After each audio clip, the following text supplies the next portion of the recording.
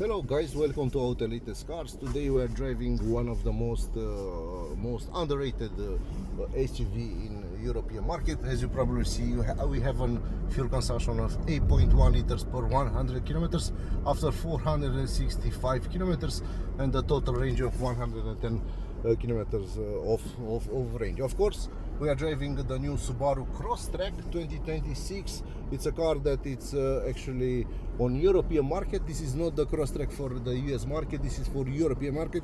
It's made in Japan. It's not made in USA. So it has a very interesting engine. It's the 2.0 FB20 engine with 137 horsepower and around 183 Newton meters. But in the linear-tronic gearbox here down here, which is standard on this range of Subaru cars in Europe, it's another 17 horsepower electric engine called EV1. It's somehow a mild hybrid engine that it's mounted on this car to actually have a very good fuel consumption in city driving. As I told you, 8.1 liters per 100 in city driving, but also on the highway. This is the top of the line with the X mode. Of course, in the entry-level version you don't have the X mode. You have only a symmetrical all-wheel drive, a standard symmetrical all-wheel drive. Here you have the snow, earth, and four-wheel drive. The four-wheel drive system with the VDS all-wheel drive system with the capability of going off-road even much more pronounced. So how it's driving? How is to drive this Crosstrek on European roads? First of all, it's a very compact car. The new Crosstrek, it's actually the old XV from Subaru with I don't know, 5 or 3 centimeters longer, or with a width almost with 1 centimeters wider. So it's not such a very big car compared with the Forester. The new generation of Forester, it's quite wow. It's a very big car. Crosstrek actually remains the volume compact, very exclusive compact with a very potent all-wheel drive system that is capable of going for around 200 or 300,000 kilometers with no problem. So the engine and the electric engine and the petrol engine, they have on European market on combined total power around 153 horsepower. Of course, Subaru doesn't mention the electric engine because it's actually a mild hybrid system mounted in the gearbox, in the linear-tronic gearbox, not like an alternator like other European bullshit semi-hybrid cars. This is actually, it has the architecture of a full hybrid system, but with a very small electric engine, which is quite bad because on US market you already have the 2.5 with the full hybrid engine and with 120 horsepower electric engine mounted in the same linear-tronic gearbox. I don't know why Subaru doesn't bring this Crosstrek or Forester full hybrid on European market. I don't know, they are crazy from this point of view. They are crazy because they will have so much better sales. As you probably know, if you're a Subaru fan, you go 50, 60, 80 kilometers an hour, 1000 RPM. So this is a normal behaving of the CVT transmission. But this is the top of the line CVT transmission on Earth because it's a longitudinal all-wheel drive system, longitudinal CVT transmission. It has the differential for the asymmetrical all-wheel drive integrated inside, and of course now it has even a mild hybrid system with an electric engine and a battery in the back. So when they mounted the battery in the place of the spare wheel, you don't have a very big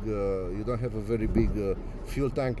This version on EU market has only 48 liters, which is quite low from my point of view. This car deserves at least a 60-liter fuel tank to have a real range of 600 or 700 kilometers. But they stuck to the tiny 41 liters, which is quite small for even for a diesel engine. So the fuel consumption of this engine on bumpy roads, on East Europe bumpy roads, and city driving in the raw city, it's around 10, but if you go outside and in city driving mode, you'll have a real range of 8.1, which is a very big plus compared with the XV, the previous generation XV, with the same engine with 150 horsepower and the same linear-tronic without electrification.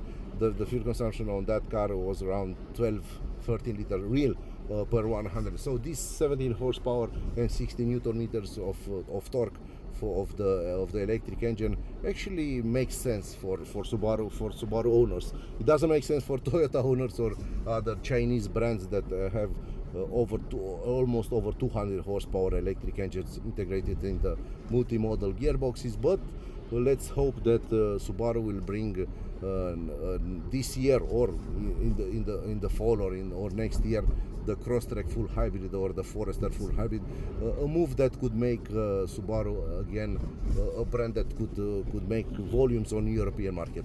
But today in 2026, at the beginning of 2026, let's say the fuel consumption, the fuel consumption in the last 25 kilometers, it's around 9.9. As I told you, it's around 10 and below 10 if you drive gently, if you're not a maniac, a lot of kickdowns or something like that.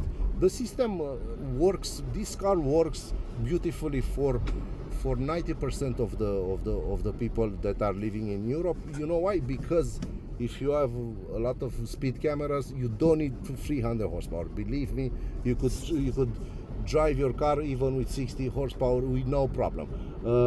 But there are a lot of guys that want more power for the moment on the single lane to overtake, which is quite normal. But even in East Europe, we have for in the last 2-3 years thousands of kilometers of highways. So this craziness in the last 5 years with everybody wants to buy a hybrid. It's necessary to buy a hybrid. You can't live without a hybrid car in 2025 or 2026. It's bullshit from my point of view, because believe me, this car with the linear-tronic will have a very incredible fuel consumption on the highway mode. So let's say you take a RAV4 2.5 hybrid with 183 horsepower and 50,000 euros, price tag around 50,000 euros, and you go 150 kilometers an hour on the highway, and you have a real fuel consumption of 12 liters per 100 kilometers. You take this tiny little Subaru Crosstrek without so much hybridization, you go 150 kilometers an hour, and you'll have a fuel consumption of 8.5. So that's the reality. This is a better car on the highway than a lot of very big, powerful hybrid ones or plug-in hybrid ones, because the linear-tronic will keep the RPM very low, and that's a very good thing. And everybody that drives a Subaru knows that. It's better for you to have a lower RPM on the highway compared with the crazy multimodal gearboxes on of the competition that have very good fuel consumptions in city driving mode, but when they get out on the highway, they are awful. As I told you, the fuel consumption actually lowered from 9.9 to 9.7. So if you drive decently this car, you'll get around 550 kilometers in the city driving. If you go on the highway with 150 kilometers an hour with only 48 liters, you'll get around 650-700 kilometers. Well, no, let's say 650 kilometers, around 650 kilometers, which is very good for only 48 liters. As you probably know or you don't know, this is the behaving of the linear-tronic. Look at the RPM gauge. Okay, I'm level now. I'm driving normally 1000 RPM, and this is important because a lot of guys will ask me, okay, what's the reliability of that small engine 2.0 with 137 horsepower, or made it on a all-wheel drive car with 1.5 tons? Believe me, with that 1000 RPM 90% of the time, believe me, this car will run with no problem. If you have the maintenance for Subaru, of course, it will run definitely with no problem over 200 or over 300,000 kilometers, because this system it's a light pressure turbo. As I talk with other guys, it's a very normal system. It's not stressed, so it's important. It doesn't have 3-cylinder 1.2 or 1.0 turbo. It has only a 2-liter aspirated, normally aspirated engine, a system that an engine that actually runs beautifully in the city, and of course on the highway, where a lot of guys still believes that on the highway you definitely need some very big powerful engines, because without them you won't reach very good speeds, which is another bull, because when you're driving on the highway you definitely need a good engine, and of course you'll need an engine that has very low RPM. That's why the all BMW engines with the ZF8 gearbox or ZF8 gearbox, or Mercedes-Benz with 9 G-tronic with 9 speeds have very good fuel consumption on the highway, because the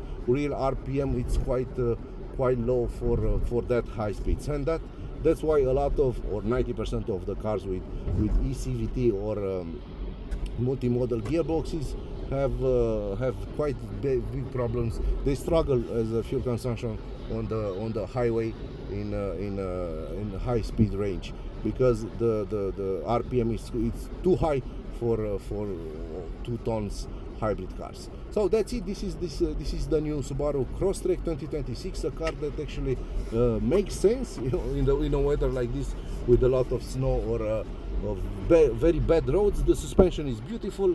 The engine is like an electric one, being very small, the RPM being low. The engine actually behaves very decently.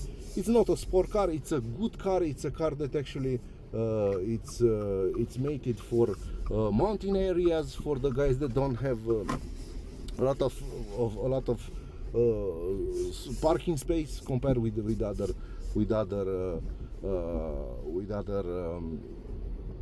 big SUVs, and the car that actually runs beautifully on normal roads in East Europe with no problem. So that's it. Thank you. If you like what we are talking about here, please like and subscribe. Thank you.